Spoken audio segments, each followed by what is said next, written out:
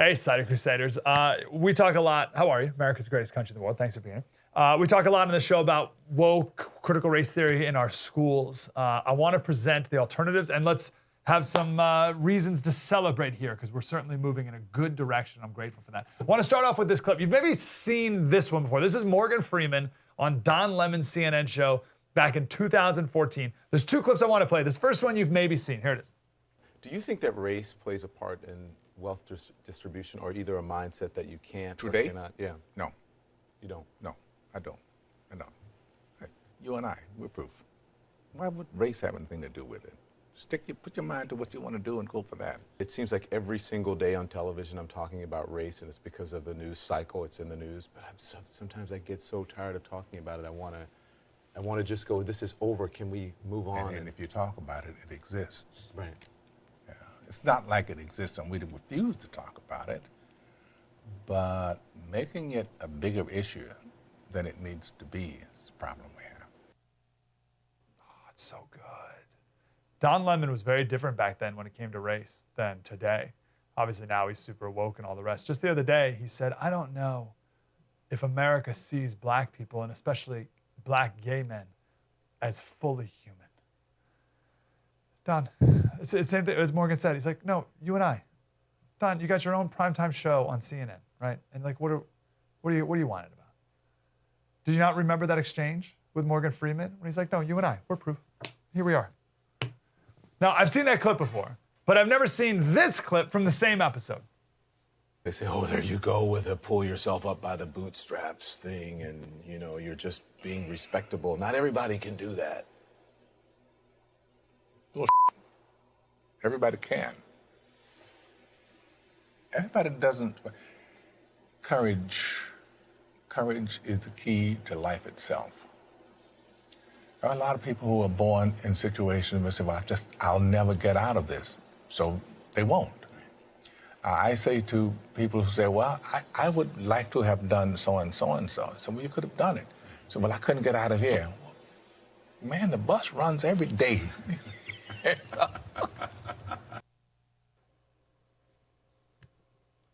How good is that? Man, the bus runs every day. Wow. What if we taught that message in our schools today? Work hard, get a good education. The bus runs every day. You can do anything. So it's grit. The answer, the solution to all this critical race theory stuff is grit plus gratitude. Grit and gratitude. Ron DeSantis, who every day it seems like he's going to be the Republican nominee in 2024, which is a great thing. I'm super excited about that. Ron DeSantis, governor of Florida, is all the good things about Donald Trump, none of the bad things. And he plays offense like no other Republican has ever done. He just signed a bill that it doesn't just stop critical race theory. He's being proactive about what needs to be taught. Here's a little bit of his press conference the other day. Curriculum can really provide a guide to how that should be done. The bill also expands our previous efforts in civics to add a requirement for the high school government class that students receive instruction on the evils of communism and totalitarian ideologies. We have a number of people in Florida, particularly southern Florida, who've escaped totalitarian regimes, who've escaped communist dictatorships to be able to come to America. We want all students to understand the difference. Why would somebody flee across shark-infested waters, say leaving from Cuba to come to southern Florida? Why would somebody leave a place like Vietnam? Why would people leave these countries and risk their life to be able to come here? It's important that students understand that. Perfect. That's what Jesse Kelly's always talking about with going on the offense. Republicans, conservatives don't know how to go on the offense anymore, right? And that's exactly, that's what he's like, all right, enough of this just not critical race here. This is what we're going to teach now instead. And I love the media's new and the left's new response to conservatives is, there's no critical race theory in the class. Oh, what do you got? Oh, you're just overreacting. There's no critical race theory. This is just a conservative boogeyman. Here's a clip of the head of the National Education Association, which is the largest teachers union in the country. We know, I can tell you as a teacher for over 30 years, this is what I know about my students. When you teach them the truth, they have the creative imaginations about what they can actually do to make a difference so that they can actually confront the injustices that have been built into every social system within this country. We should never underestimate our students' ability to not only learn about the complete and rich history of this country, but to come together with their shared stories and make sure that they have the opportunity to be those problem solvers we need them to be so we can confront the institutional racism that this country lives with every single day. And it's not just about history. It's about right now, as we very well know. Okay, so it's the institutional racism embedded in everything. We got to turn our kids into activists. And the institutional racism that is still present today. Those are the big 3 points of critical race theory, and there she is talking about it. Just said it out loud. You saw the clip, right? This is why we talked about the Tulsa Race Massacre like 2 weeks ago. It was the 100th anniversary. And I said, listen, we should all know about the Tulsa Race Massacre, right? And we should look at it as, hey, here's a bad thing that happened. Look how far we've come. But that's not the approach that the left is taking with it. They took the approach as, here's a bad thing that happened, and this is still America today. Morgan Freeman would disagree. But here's the encouraging thing. Parents are fighting back, and this is awesome to see. Remember a couple weeks ago, we talked about a school in, I think New Jersey. Yeah, it was outside New York City, in New Jersey. And the school board decided unanimously to get rid of all the holidays on the calendar, right? Majority vote, no more holidays on the calendar. It's all day off. That's all it says. Well, there was enough outrage that parents went to the school board, and the school board switched their vote. It was 8-1 to return the holidays to the calendar. What you're seeing right now is Loudoun County, Virginia, maybe one of the wokest districts in the country. 200 people signed up to speak. It's a full house right there, as you can see. Obviously more than 200 people, maybe 500 people or so. I've never seen a school board meeting like that. The school board ended up stopping the public comment section. Everyone was booing them. They broke out in the national anthem, which is sad that that's like a protest song now. But that's where we are. It was announced to be an unlawful assembly, and 2 people were arrested for not leaving. That's parents pushing back. Now, I don't want to say the problem with this is, because it's good, like we need more of that. But we need to be aware of what's next and what they're going to do next. What these activists are going to do next is be more stealth. They were stealth. They've been stealth. But then we found out what they were up to. So now they're going to be even more stealth. And they're going to come up, I mean, you know the words and phrases that they've already come up with, right? Equity. Culturally responsible teaching, right? Like, I'm against critical race theory. Okay, yeah, no, me too. What we're for here at this school district is culturally responsive frameworks, right? So they're just gonna come at you with this jargon nonsense to hide what they're really doing. They're all Trojan horses. And they're gonna just straight up hide things, right? As many teachers have suggested, they're just gonna stop putting lesson plans and curriculums on the internet so that you don't even know what's going on at all. But you know what's going on in the classrooms. This is a workshop. You know what's going on, and you know what's not welcome. This is a workshop at the University of Oklahoma for professors. It's called the Anti-Racist Rhetoric and Pedagogies Workshop. And FIRE, our friends over at FIRE, found some audio of that presentation. Here it is. The Supreme Court has actually upheld that hate speech, derogatory speech, any of the isms do not apply in the classroom because they do not foster a productive learning environment. And so as instructors, we can tell our students, no, you do not have the right to say that.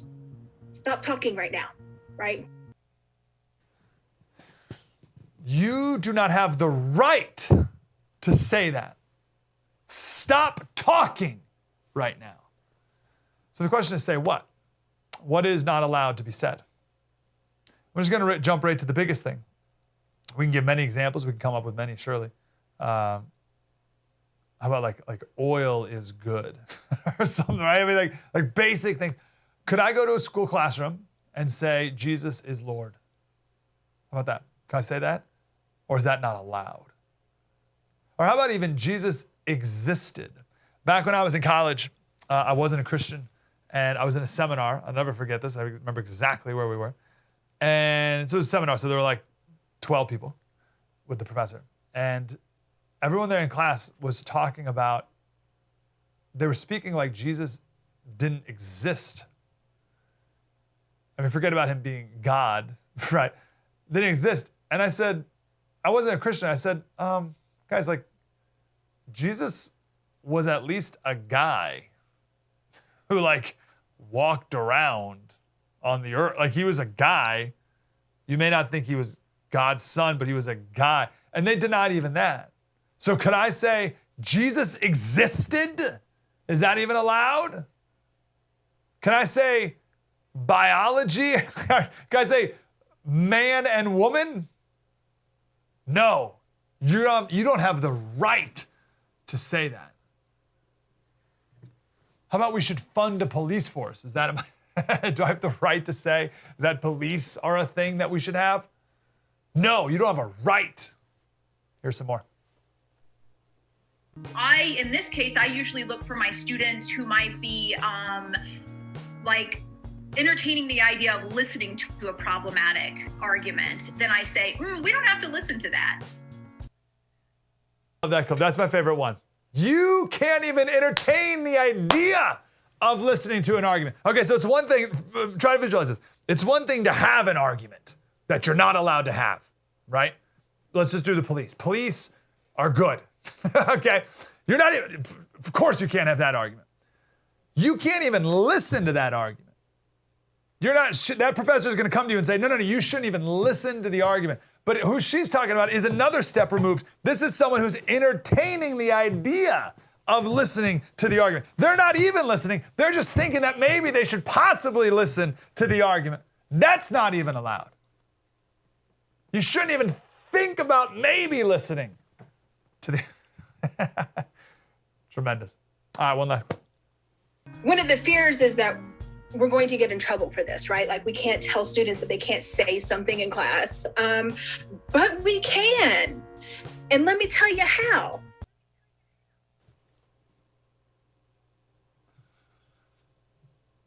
You gonna drop your kids off at these places? So we're gonna have to keep pushing. We're gonna keep pushing.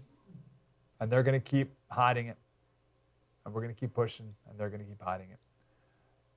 But we have to counter with the truth as well. And the truth is grit and gratitude. Now, the activists we're never going to convince. Right? We're trying to convince regular people who just are going along with it because they don't want to be seen as mean or racist. The activists will never convince. As H.L. Mencken said, it's difficult to get a man to understand something when his salary depends on his not understanding it. True story. Mike Slater. Spread the word.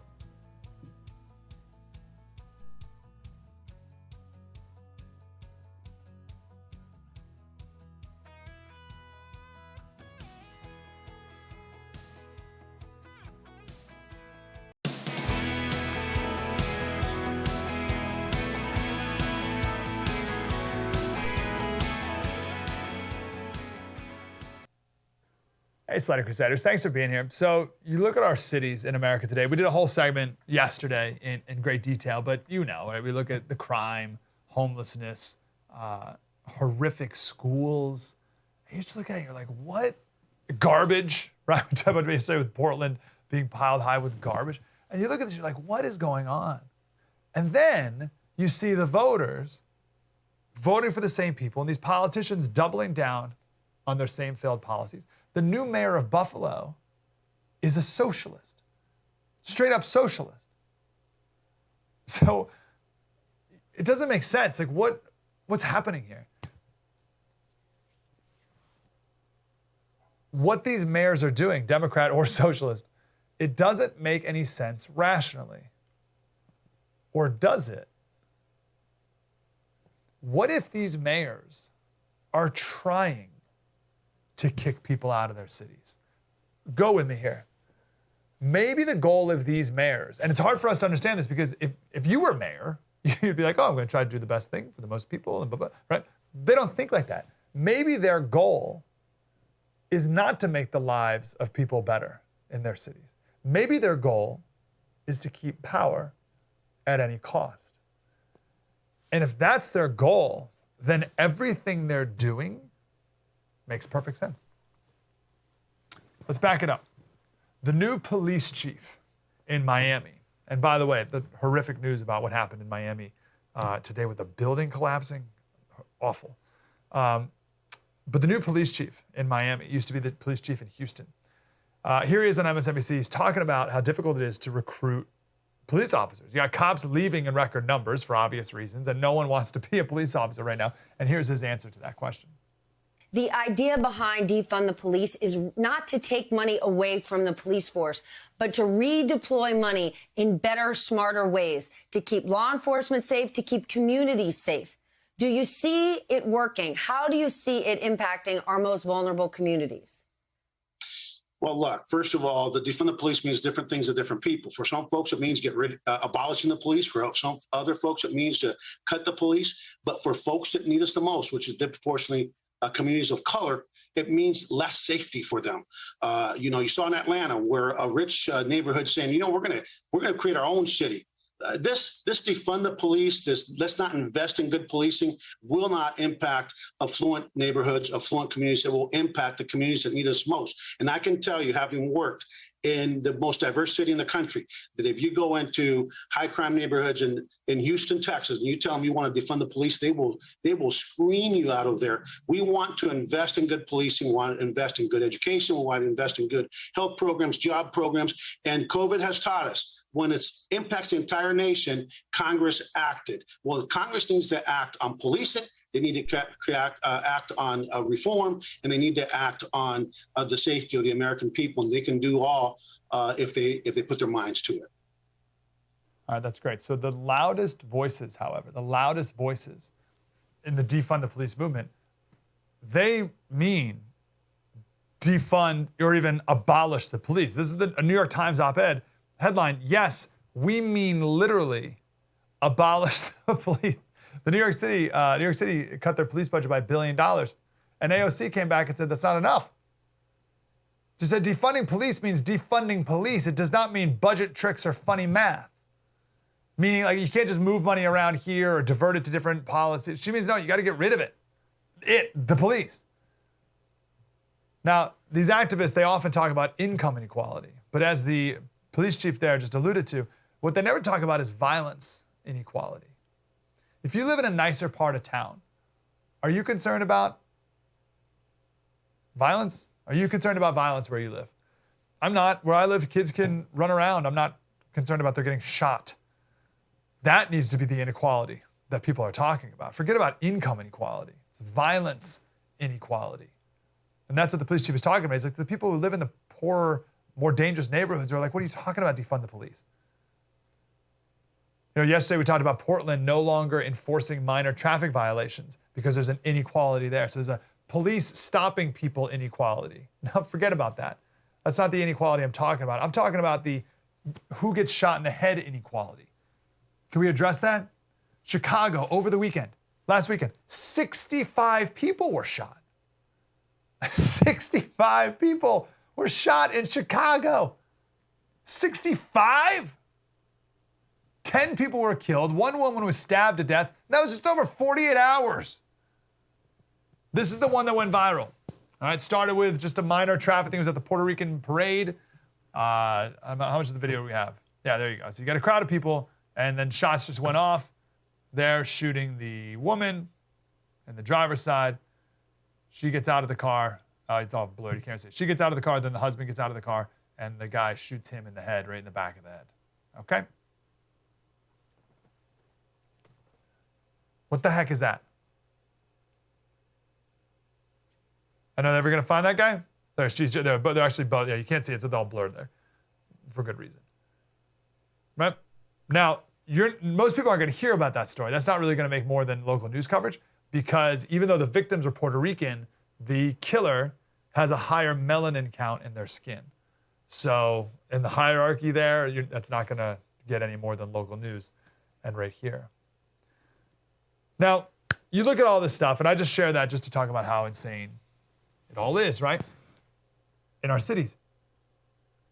But what if the mayor of Chicago doesn't want things to improve?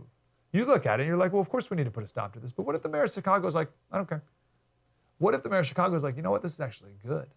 What if she wants, and I'm just picking on the mayor of Chicago, you could pick any mayor in any city. But what if the mayor of Chicago wants things to be this bad? Why would she want that? Because people who would vote against her, they're just leaving. All the middle class people are just leaving. All people with common sense are just leaving. All people with conservative inclinations are just leaving. And who does that leave behind? Her voters. So she stays in power. What if that's all she cares about? Then all this makes sense. There's a name for this. It's called the CURLEY effect. It's named after Michael James Curley. He was the 4-time mayor of Boston, but it was all different times. He was the mayor in 1914 to 1918. Then someone else won. Then he won again, 1922 to 1926. Then someone else won. Then he won again, 1930 to 1934. And then he came back 12 years later, 1946 to 1950. Like, what a weird... His Wikipedia page says one of his biographers said his terms are a disaster, were a disaster mitigated only by moments of farce. This is such a great review. Mike Slater show, a disaster mitigated only by moments of farce.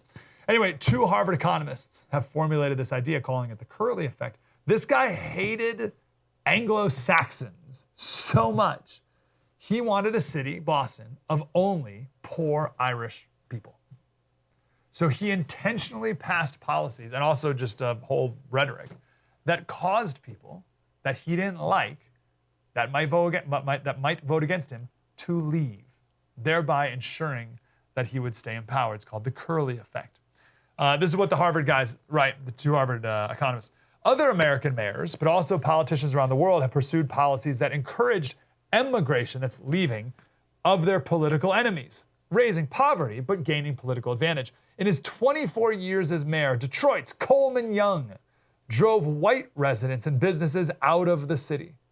Quote, under Young, Detroit has become not merely an American city that happens to have a black majority, but a black metropolis, the first major third world city in the United States. The trappings are all there, showcase projects, black-fisted symbols, an external enemy in the cult of personality. Zimbabwe's president abused white farmers after his country's independence, openly encouraging their emigration, even at a huge cost to the economy. The Curley effect. It makes perfect sense. So if you're in Portland, as we talked about yesterday, or any city, and you want to keep power, you could either try and convince your opponents to vote for you, right? They could try, or kick them out. Now, you can't kick people out, but you can do everything you can to get them to leave on their own. Understanding this Curley effect is a paradigm shifter for me. So I'm here in California, right? So I'm considering, like, why would Newsom support this policy? And you name it, right? Name any policy. Why would he support this policy? It makes no sense. Let's do the policy of, well, this one's made the news a lot. Not charging people who steal up to $950 with a crime. All right, so shoplifting is legal in California, okay? Shoplifting. Why would he support a policy that says shoplifting is legal? It doesn't make any sense. That hurts everyone. It's a terrible policy. It's driving businesses out of the state. It's driving the middle class out of the state. It's horrible for everyone. California, for the first time ever this last year, lost population. We're losing people in California. Why would he continue to do this? Because he wants to. Why would he be okay with people leaving? Because he wants them to leave. They want people leaving, certain people leaving. They want some rich people to stay, right? Because they need some money. Right?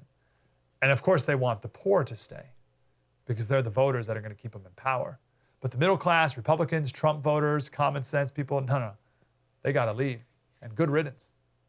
So you name your city, LA, San Francisco, Atlanta, all the leadership there, they're determined to stay in power. That's their number one goal, their number one priority. And they have no problem doing whatever it takes to stay in power, including driving out people who they think may vote against them. You think they care about the people? That's cute. True story. Mike Slater. Spread the word.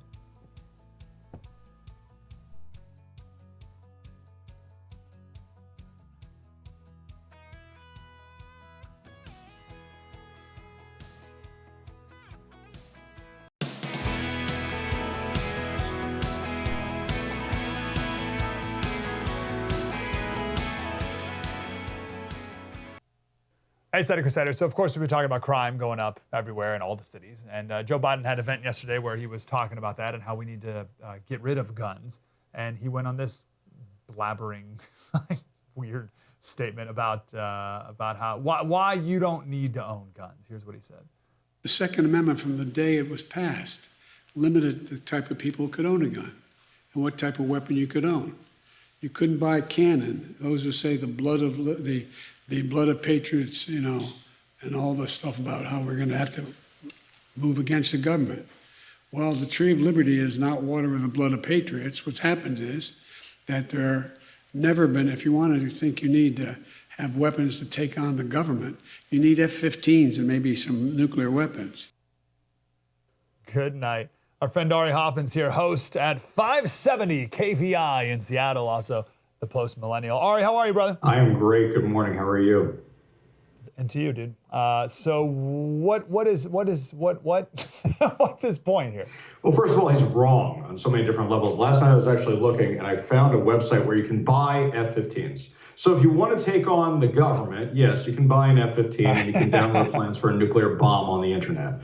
But in addition to that, what he's really trying to say is he's trying to say, you white supremacists, you militia people, you people who live in flyover states, we don't want you having guns. Now, mind you, after an entire year of Democrats doing nothing about rioting across the country, that only incentivized people to buy more guns. They are not dealing with the actual problem of illegal arms sales. They're not dealing with that at all. Think about the movie Stop or My Mom Will Shoot, as awful as it was. Those guys selling guns out of the back of a van. That's what you have to worry about. This is not about licensed gun owners. He even said himself only 5% of licensed gun owners are the ones selling illegal weapons.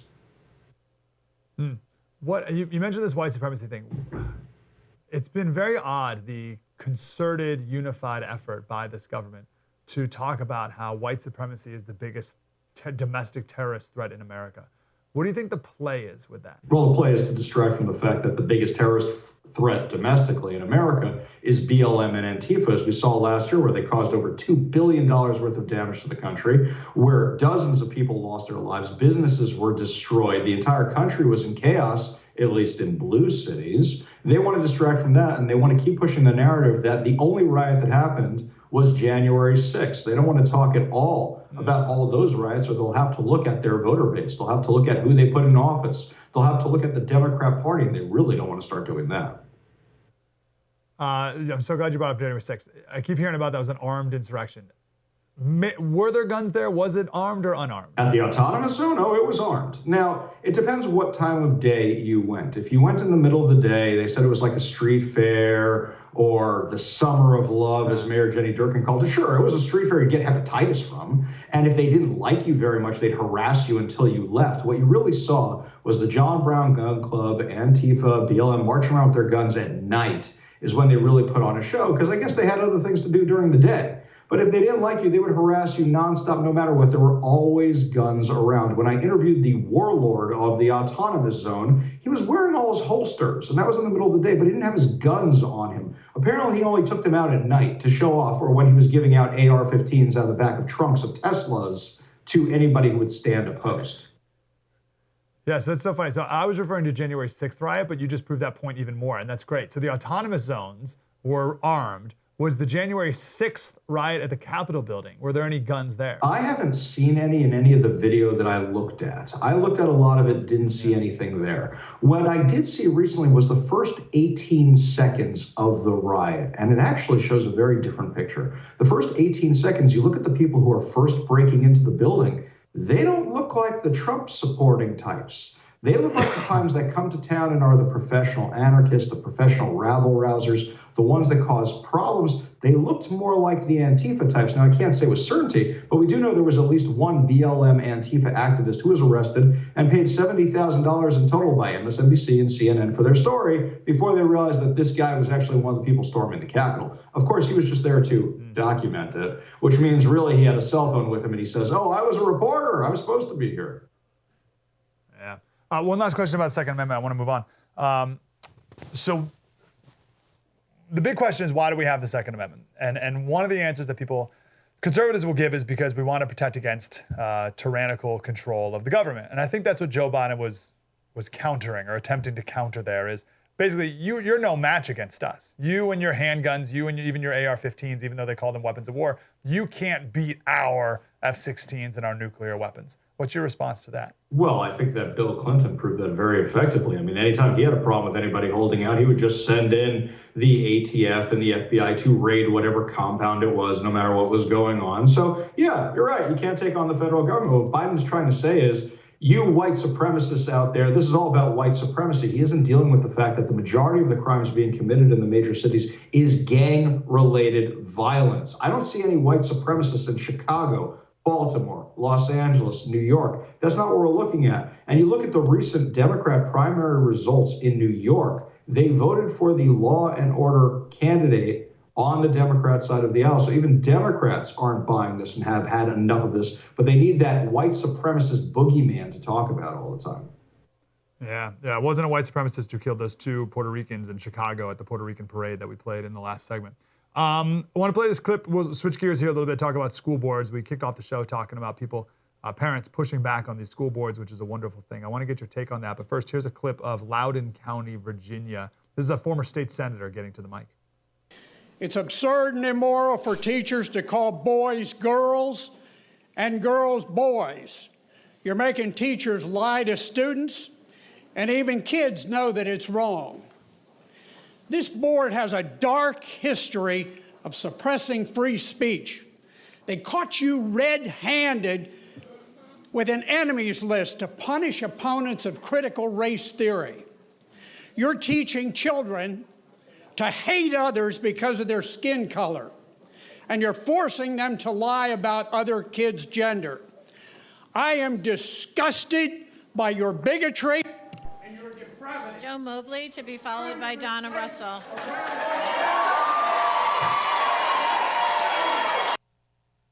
Are you encouraged to see the pushback finally? Yes, but here's the problem I've had this entire time, and I actually think this is a failing of the Republican side of the aisle. So during the pandemic, during the lockdowns, it was reopen the schools, reopen the schools, reopen the schools. We knew there was indoctrination going on before critical race theory became a thing that people knew what it meant. We knew this was going on for decades. Instead, the argument should have been vouchers, charter schools, let the money follow the child. You don't want to open the schools? No problem. We're taking them and we're going this direction. And it was a huge missed opportunity for conservatives, for libertarians, for Republicans, for everybody on the right side of the aisle, even people on the left who say that the public schools are failing. So why are we fighting this battle? Because we don't want to lose the hearts and minds, I guess you could say, of the next generation. But at the same time, what we really should have been doing is saying, time to end the public school system as we know it and rethink the whole system. You're so right. Since stinking Reagan, they've been talking about getting rid of the Department of Education. And if you can't get rid of public schools when the public schools refuse to even open, what are the chances that they'll ever get rid of them now? Exactly. That's so absurd. Biggest missed opportunity ever. And I will never forgive the Republicans for just absolutely failing in that regard. I'm so glad you brought that back up.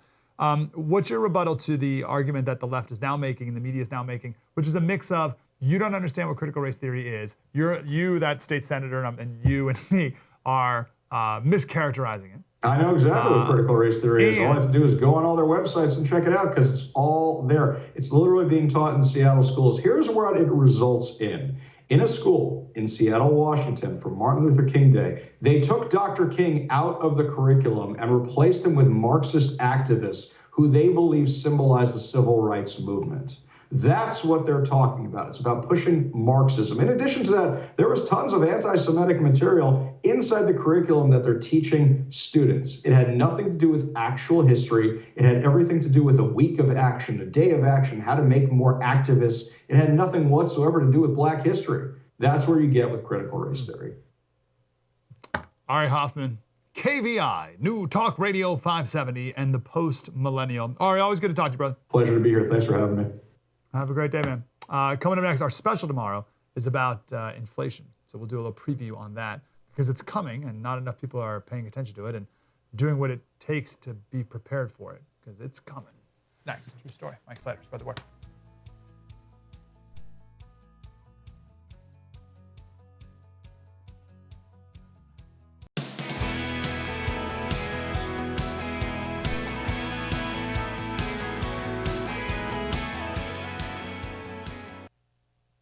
Hey, Slater Crusaders. So tomorrow, our special is about inflation, and it's coming, and it's going to be very bad, and what do we do to prepare ourselves for it while everyone else has their head in the sand? So we got tons of spending, we're printing money, and we got a chart here of Biden's tax increases, which certainly are not helping, is not helping anything.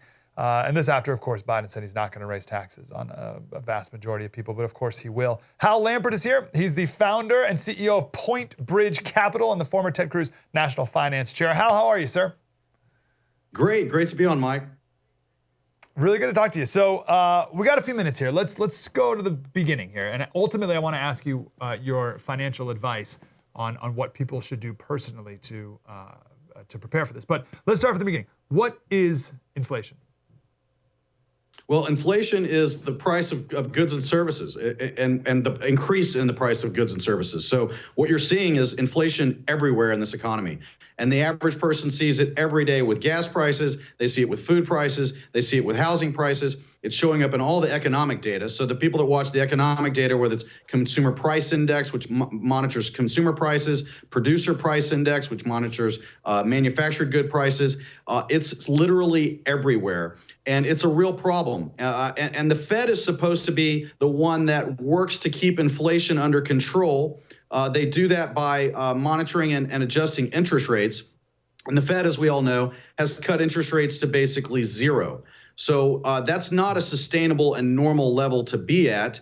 And that's one of the reasons we're seeing inflation take off here. But of course, the other reason which you hit on is the fact that we have printed trillions of dollars, more than any time in the history of this country, in a very short period of time, and just handed it out to everybody out there. So it's a devaluation of our currency in purchasing terms is another way to look at inflation. It's already bad. We already see it. Food prices, as you mentioned, lumber's a big one, et cetera. Do you see, as a financial guy, do you see any other data that's coming out that regular people like me don't, look at every day, and you're like, oh, check this out, everybody? Yeah, I'd say, there's some esoteric numbers.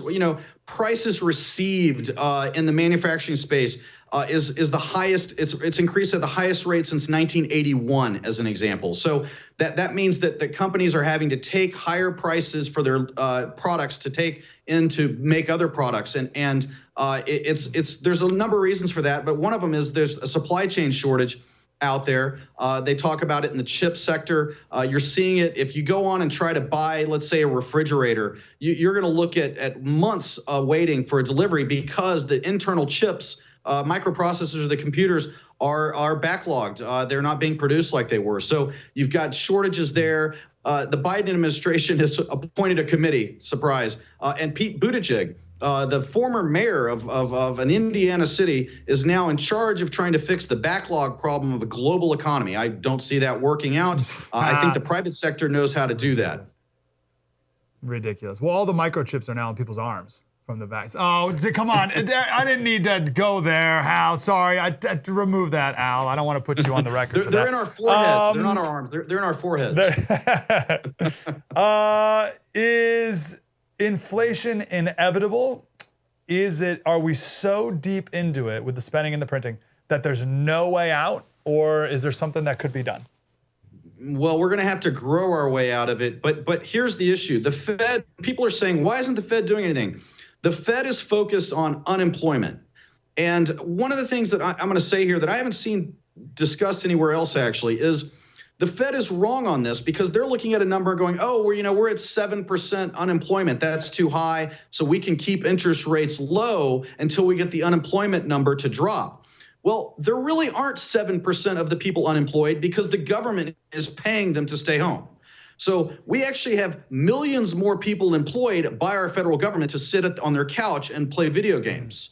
And so that's a really skewed number that they're not taking that into account. And of course, we know that there are more job openings now than there are people looking for jobs. So we're seeing a rise in the cost of employees, which is one of the big factors that causes higher inflation, is if you are paying more and more for the same output for employees. So they have to raise prices of the finished goods and inflation ensues. And the Fed is not taking into account that there are millions of people that are unemployed, but they're still getting paid. Yeah, great point. Okay, what do we do, Hal? So trying to think of like the average person's concerns. So first of all, you got, price of food going up, but we also got a 401k, right, that we've been dutifully putting money into. Maybe we got a little investment account over here in the stock market. We got kids who need school to be paid for, and we got some expenses in the near future here that are a little above and beyond what we'd of course like to be spending. And then we're gonna have inflation come, and all of our money's worth half of what it was. What do we do? Yeah, it's tricky. Inflation typically, initial inflation typically causes higher stock prices in the beginning. So the stock market that's one of the reasons you're seeing it to continue to rally. I think it continues to rally through this year. At some point, it will get overvalued to a point that it becomes even extreme, and you're going to have but to hold cash right now is really, really difficult to do because you're losing that percentage of inflation every single year in cash. So right now we're looking at inflation rates that are as high as 5%. So you're technically losing 5% of the value of your money. So holding cash is not the place to be. And being in bonds, there's no return in bonds, but that's why you're continuing to see movements higher in stocks. So from a risk perspective, you need to have a long time horizon, but I think stocks are where you kind of need to be. People talk about Bitcoin. Bitcoin's very volatile. If you can stomach it, I think it's smart to have a small amount in Bitcoin. And then, of course, your house will probably continue in value if you have a home. So, if you've got assets and they're moving higher because of inflation, you're in good shape. But if you're someone that doesn't have any assets and you're basically living paycheck to paycheck, which are what many people are doing, those are the people that are going to get hurt, and those are the people that Biden is saying he's going to be helping, and it's simply really hurting them right now, and it's going to continue to. So I think they're in a very tough spot. Such a great distinction. I want to focus on that real estate thing because I heard you mention your house, and I hear people say that like, oh, you got to get real estate does well during inflation. What does that mean exactly? And like, who's got money going around to buy like extra houses, right? So is there a way to invest in real estate without putting down massive down payments and all that stuff? Yeah, I mean, I'm not recommending people start rolling up and putting money into houses. I'm just saying if you own a home, you're at least getting protection to some degree from inflation because of that. And the reason is this. So if lumber prices are going higher, they've stabled and dropped a little recently, but they're still much higher than they were. But as lumber prices move higher, it costs more to build a house, right? It costs more for the windows if the window prices are going up. It costs more for the sheetrock. So new homes cost more, which means that existing homes, they go up in value as an offset. So you end up with existing homes going up simply because the commodities inside your home have gone up in value, and it costs more to build new homes. So that's one area. But they're going to be very sensitive to interest rates. But the Fed is saying they're not raising interest rates for maybe till the end of 2023, I believe now. So they're signaling way out, which is crazy. And so that's going to cause prices to continue to probably rise in the real estate sector, at least for the near future. Hal Lambert, Bridgepoint Capital. Hal, great to talk to you, sir. Do it again. Thank you. Thank you so much. And no one else is talking about this like they need to, which is why we're doing our special on it tomorrow. Inflation Nation, we'll get the root of it, and then more advice on what we can do personally and, of course, as a country. That's tomorrow's special. True story. Mike Slater. We'll see you then. Spread the word.